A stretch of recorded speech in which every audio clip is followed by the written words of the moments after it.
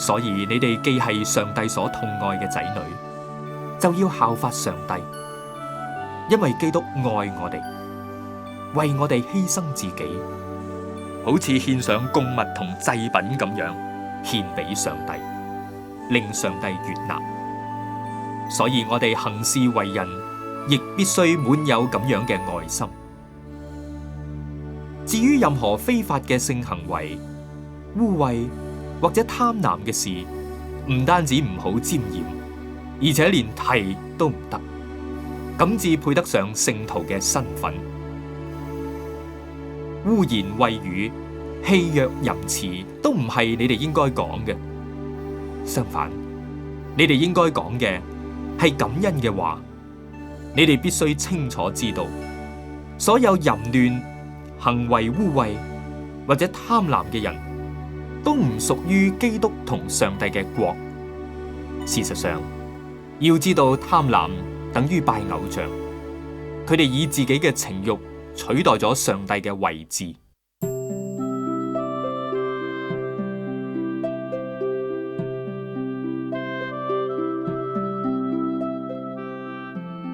唔好隨便聽信人哋嘅大話，要輕視呢啲事情，因為以上種種嘅罪會惹上帝發嬲，令佢降罪喺嗰啲背逆嘅人身上。所以你哋千萬唔好同佢哋同流合污。你哋曾經一度活喺黑暗之中，而家因着同基督嘅關係，就棄暗投明。所以應該有光明磊落嘅行為。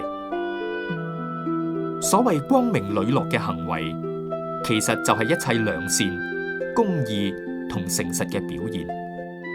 此外，你哋要細心明辨乜嘢係主所喜歡你哋做嘅事。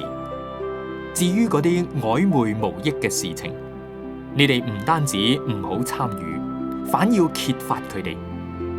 嗰啲人喺暗地裏所做嘅事情，就係提起嚟亦令人面紅發紫，但無論乜嘢嘅事被光一照，就無所遁形，因為光能夠顯露一切事情嘅真相。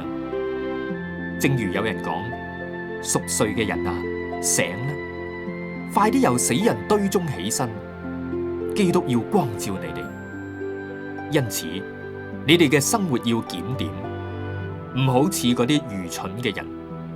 要好似聰明有智慧嘅人，要愛惜